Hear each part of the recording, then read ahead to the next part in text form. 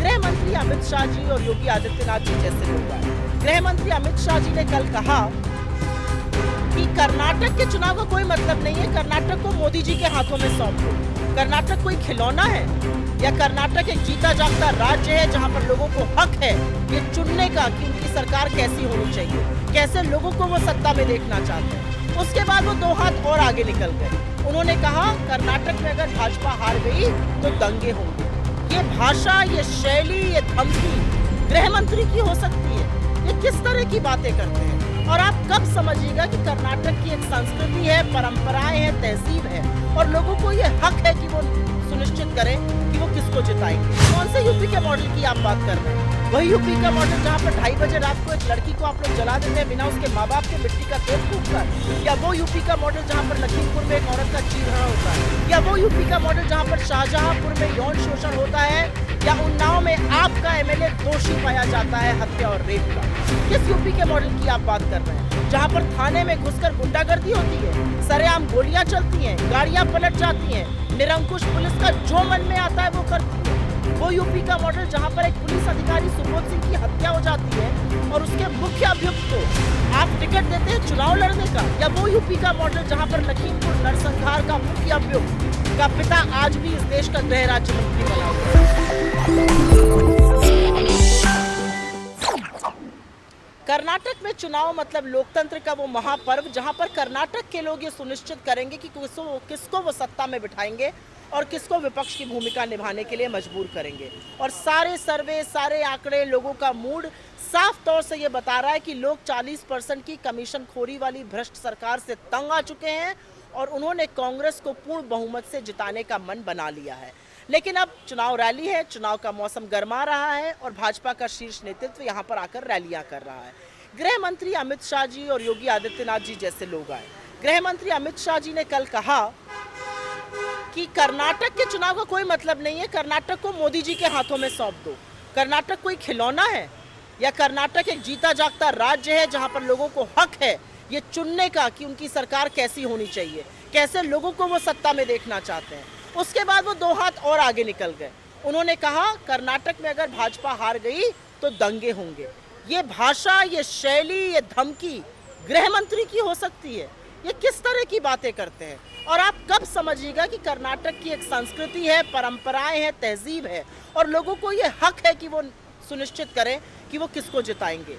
ये अलग बात है कि जहां जहां दंगे होते हैं वहां पर दंगाइयों को संरक्षण देने का और दंगाइयों को पोषण करने का काम भाजपा करती है। अंततोगत्वा हर दंगाई का लिंक कहीं ना कहीं भारतीय जनता पार्टी से जुड़ा पाया जाता है, चाहे वो राजस्थान हो, चाहे वो बिहार हो, चाहे वो देश का दूसरा कोई और कोना हो, बंगाल हो। हर दंगाई का लिंक अंततोगत्वा भाजपा से पाया जाता है। अब आगे की बात करते हैं। उनसे एक आगे स्क्रिप्ट लिखने आ गए योगी आदित्यनाथ जी, उत्तर प्रदेश के मुख्यमंत्री। वही घिसी पिटी स्क्रिप्ट, नफरत की, विभाजन की, डराने की, धमकाने की। वो तो 2 हाथ आगे बढ़ गए। उन्होंने कहा कर्नाटक में यूपी का मॉडल लागू होना चाहिए। कर्नाटक एक जीता जागता राज्य है, ये गुरु बासवन्ना की भूमि है जहां पर प्रेम, सौहार्द, शांति की शिक्षा से लोग जीते हैं और ऐसे ही अपना जीवन यापन करते हैं। और कौन से यूपी के मॉडल की आप बात कर रहे हैं? वही यूपी का मॉडल जहां पर 2:30 बजे रात को एक लड़की को आप लोग जला देते हैं बिना उसके माँ बाप के मिट्टी का तेल फूंककर? या वो यूपी का मॉडल जहां पर लखीमपुर में एक औरत का चीरहरण होता है? या वो यूपी का मॉडल जहां पर शाहजहांपुर में यौन शोषण होता है? या उन्नाव में आपका एमएलए दोषी पाया जाता है हत्या और रेप का? किस यूपी के मॉडल की आप बात कर रहे हैं? जहां पर थाने में घुसकर गुंडागर्दी होती है, सरेआम गोलियां चलती हैं, गाड़ियां पलट जाती हैं, निरंकुश पुलिस का जो मन में आता है वो करती है। वो यूपी का मॉडल जहां पर एक पुलिस अधिकारी सुबोध सिंह की हत्या हो जाती है और उसके मुख्य अभियुक्त को आप टिकट देते हैं चुनाव लड़ने का? या वो यूपी का मॉडल जहां पर लखीमपुर नरसंहार का मुख्य अभियुक्त का पिता आज भी इस देश का गृह राज्य मंत्री बना हुआ है? किस यूपी के मॉडल की आप बात करते हैं? और कब आप ये समझेंगे कि आप एक राज्य को दूसरे पर नहीं थोप सकते हैं? मैं खुद उत्तर प्रदेश से आती हूँ। उत्तर प्रदेश की संस्कृति अलग है, कर्नाटक की भाषा, संस्कृति, शैली, परंपराएं अलग हैं। इसकी इज्जत करना सीखिए। क्यों आप हमेशा थोपना चाहते हैं? क्यों एक ही मॉडल पूरे देश में लागू करना चाहते हैं? ये सवाल आज मैं नहीं, ये सवाल कर्नाटक के लोग अपनी अस्मिता, अपनी इज्जत, अपने सम्मान के बल पर पूछ रहे हैं आपसे कि क्यों यूपी का मॉडल यहाँ लागू होगा।